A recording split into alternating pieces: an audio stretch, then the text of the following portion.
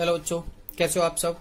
अच्छा, अब अपन बात करने वाले हैं प्रमेय नंबर 11.12 की। ठीक है, प्रमेय नंबर 11.12 क्या है कि यदि त्रिभुज एबीसी एक न्यून कोण त्रिभुज है एवं एडी लंबवत बीसी है तो एसी स्क्वायर बराबर AB square plus BC square minus 2BC into BD, ये आपको सिद्ध करना है। ठीक है, तो अपने पास दिया है त्रिभुज एबीसी एक न्यून कोण त्रिभुज है, यह आपके लिए दिया गया है, एवं एडी लंबवत बीसी ये भी साथ में दिया गया है। उसके बाद अब अपन को लिखना क्या है, सिद्ध करना है।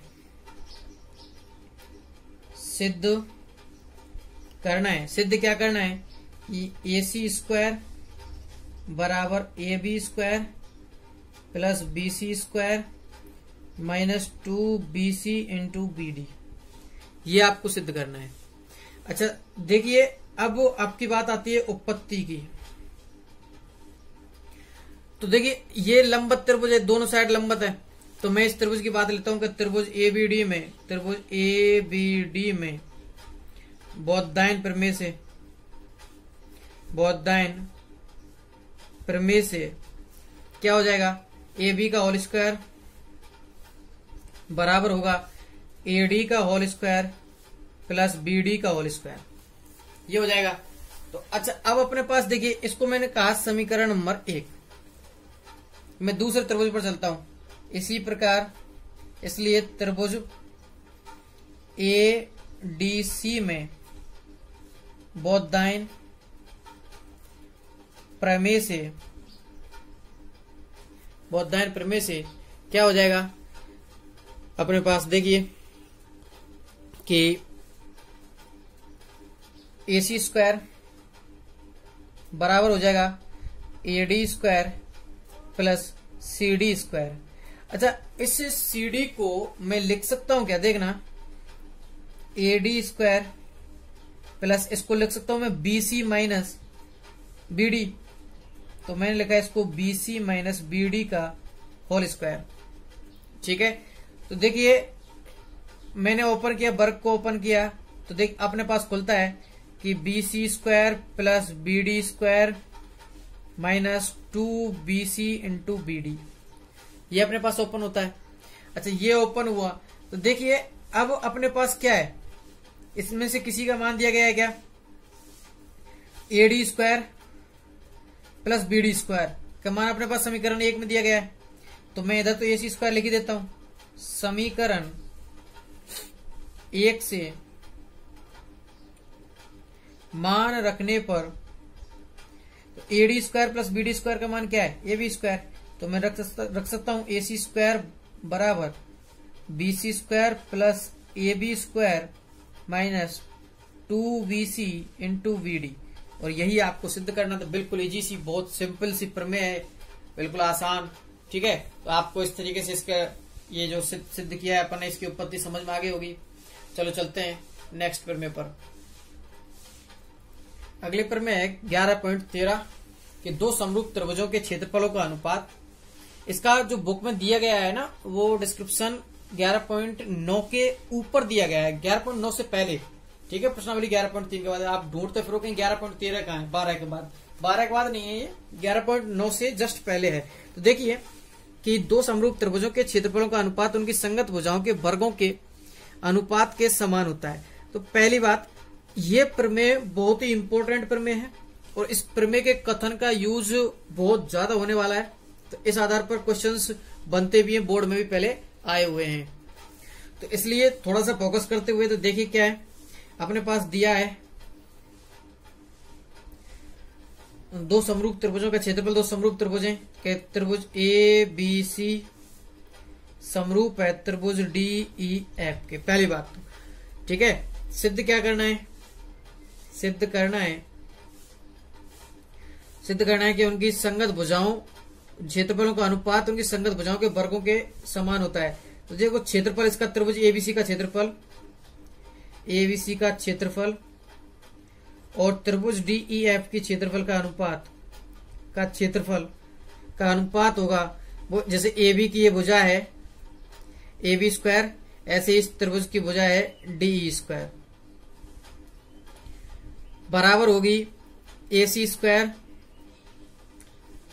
बराबर होनी चाहिए डी एफ स्क्वायर, या ए बी सी स्क्वायर या ई एफ स्क्वायर। ये अपन को सिद्ध करना है कि उसकी संगत भुजाओं का वर्गों का अनुपात में होता है, वर्गों के अनुपात में होता है। तो ठीक है, अब अपने पास उत्पत्ति में आइए, रचना में आइए। सबसे पहले रचना क्या, त्रिभुज एबीसी में लंब ए एल लंबवत बीसी डाला एवं त्रिभुज डीईएफ में डी से लंब डीएम लंबवत ईएफ डाला। ठीक है, अच्छा अब उत्पत्ति करते हैं इसकी। उत्पत्ति में क्या है, अपने पास सबसे पहले अपन त्रिभुज एबीसी का क्षेत्रफल निकालते हैं। ठीक है, अगर मैं त्रिभुज जैसे एबीसी का क्षेत्रफल निकालता हूं तो देखिए क्या आता है कि भाई, या फिर अपन ऐसा करते हैं, सबसे पहले इस त्रिभुज को देखते हैं। ठीक है, इन दो त्रिभुजों को देखता हूं। कौन सा त्रिभुज एबीसी एवं त्रिभुज डीईएफ, दोनों क्या हैं, समरूप हैं। क्या हैं, समरूप हैं। तो इसलिए कोण, भाई संगत कोण क्या होंगे, समान। कोण ए बराबर क्या होगा, कोण डी। कोण बी बराबर क्या होगा, कोण ई। कोण सी बराबर क्या होगा, कोण एफ। ये अपने पास होंगे। अच्छा, इसे अपन कह सकते हैं कि ये अपने पास क्या है, दिया है। यह दिया है का ये किस्सा है। अच्छा, उसके बाद अपन क्या लिखेंगे कि त्रिभुज, मैं लिख रहा हूं त्रिभुज एबीएल एवं त्रिभुज डीएम डीईएम में देखिए एबीएल का जो कोण है, कोण बी बराबर होगा कोण ई के। क्यों, क्योंकि त्रिभुज एबीसी समरूप है त्रिभुज डीईएफ के। ठीक है, अच्छा उसके बाद अपन लिख सकते हैं, देखिए कि ये जो कोण एल बन रहा है और ये कोण एम बन रहा है, तो मैं लिख सकता हूं कोण बी एल ए या ए एल बी। कोण ए एल बी बराबर होगा कोण डी एम ई के बराबर क्यों, 90 डिग्री। लंब डाला है किससे, रचना से। ठीक है, अच्छा इसलिए अब दो कोण बराबर हो गए इन दोनों त्रिभुजों के, तो इसलिए त्रिभुज ए समरूपता से त्रिभुज ए बी एल समरूप होगा त्रिभुज डी एम ई के। तो संगत भुजाएं भी क्या होंगी, समानुपाती। तो संगत भुजाएं क्या होंगी, समानुपाती होंगी। ठीक है, मैं लिख रहा हूं संगत भुजाएं क्या होंगी, समानुपाती। तो इसलिए मैं लिख सकता हूं कि ए बी अपॉन डीई बराबर हो जाएगी ए एल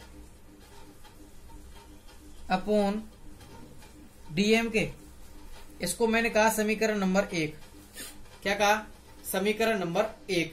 अच्छा, दोनों त्रिभुज समरूप हैं। चूंकि दोनों त्रिभुज समरूप हैं, कौन से त्रिभुज, त्रिभुज ए बी सी समरूप त्रिभुज डी ई एफ, ये त्रिभुज समरूप हैं। तो उनके लिए भी मैं लिख देता हूं एक बार कि ए बी अपॉन डीई बराबर होगा A C upon D F बराबर होगा B C upon E F. ये उनके लिए बराबर होगा। तो अब बात करता हूं मैं इनके क्षेत्रफल अनुपात की। तो देखिए, शुरुआत करते हैं कि त्रिभुज एबीसी का क्षेत्रफल, त्रिभुज ए बी सी का क्षेत्रफल। एबीसी का क्षेत्रफल मेरे को निकालना होगा, तो मैं लिखूंगा 1/2 आधार इंटू ऊंचाई। ठीक है, अगर मैं इसके ही बटे में लिख देता हूं कि त्रिभुज डी ई एफ का क्षेत्रफल, तो ये अपने पास आ जाएगा 1/2 आधार इंटू ऊंचाई, इसका भी। अच्छा, अब इनके बाहर में लिख देता हूं, एक के बाहर लिख देता हूं एबीसी और एक के बाहर लिख देता हूं मैं डी ई एफ। ठीक है, तो देखिए अब अपने पास आता है कि त्रिभुज ए बी सी का क्षेत्रफल अपॉन त्रिभुज डी ई एफ का क्षेत्रफल बराबर 1/2 से 1/2 कट गया। आधार क्या है इसका एबीसी का बीसी, और ऊंचाई क्या है इसकी एल, भाई लंब ही तो ऊंचाई होती है। अच्छा, उसके बाद आधार क्या है इसका, आधार क्या है ईएफ, और ऊंचाई क्या है डीएम। अच्छा, अब अपने पास चूंकि अपने पास समीकरण 1 से अपन मान रख सकते हैं, समीकरण 1/2 से मान रखने पर 2 से मान रखने पर त्रिभुज ए बी सी का क्षेत्रफल अपॉन त्रिभुज डी ई एफ का क्षेत्रफल बराबर, देखो ए एल अपॉन डीएम किसके बराबर है, ए बी अपॉन डीई के, एवं ए बी अपॉन डीई किसके बराबर है, वही A C upon B C upon E F के। देखिए B C upon E F किसके बराबर, ए बी अपॉन डीई के, और ए बी अपॉन डीई किसके बराबर है, ए एल अपॉन डीएम के। तो मैं लिख सकता हूं, इसलिए क्या हो जाएगा B C upon E F into B C upon E F. तो देखिए त्रिभुज ए बी सी का क्षेत्रफल अपॉन त्रिभुज डी ई एफ का क्षेत्रफल बराबर होंगे किसके, बीसी का whole square upon E F का होल स्क्वायर। अच्छा, बीसी अपॉन ई एफ का होल स्क्वायर है, तो चूंकि बीसी अपॉन ई एफ किसके बराबर उनका मान रख सकता हूं, तो इसलिए इसी प्रकार समीकरण 2/1 से पुनः मान रखने पर तो अपन क्या कर सकते हैं कि त्रिभुज ए बी सी का क्षेत्रफल, भाई पुनः मान रखता हूं मैं, त्रिभुज ए बी सी का क्षेत्रफल त्रिभुज डी ई एफ का क्षेत्रफल दोनों सब किसके बराबर होंगे, भाई बीसी तो अपने पास है बीसी अपॉन ई एफ का होल स्क्वायर, अब वो किसके बराबर है ए सी, तो ए सी अपॉन डी एफ के होल स्क्वायर के, तो मैं उसको भी लिख देता हूं। अच्छा, वो भी किसके बराबर है ए बी अपॉन डी, तो ए बी अपॉन डीई का होल स्क्वायर मैंने उसके भी बराबर लिख दिया। और आप चाहो तो वो किसके बराबर है A L upon D M, तो आप उसके भी स्क्वायर के बराबर लिख सकते हो। यही आपको सिद्ध करना था, इति सिद्धम। ठीक है, आपकी यह प्रमेय बहुत ज्यादा इंपॉर्टेंट है कि दो समरूप त्रिभुजों के क्षेत्रफलों का अनुपात उसकी संगत भुजाओं के वर्गों के अनुपात के समान होता है। ठीक है, धन्यवाद बच्चों, आप लोग देखते रहना, वीडियो को शेयर जरूर करना अपने सभी दोस्तों को। जो सो रहे हैं, पढ़ने का मन नहीं कर रहा है उन लोगों को भी जगाओ थोड़ा, उनको भी पढ़ने के लिए बोलो, प्रेरित करो उनको। ठीक है।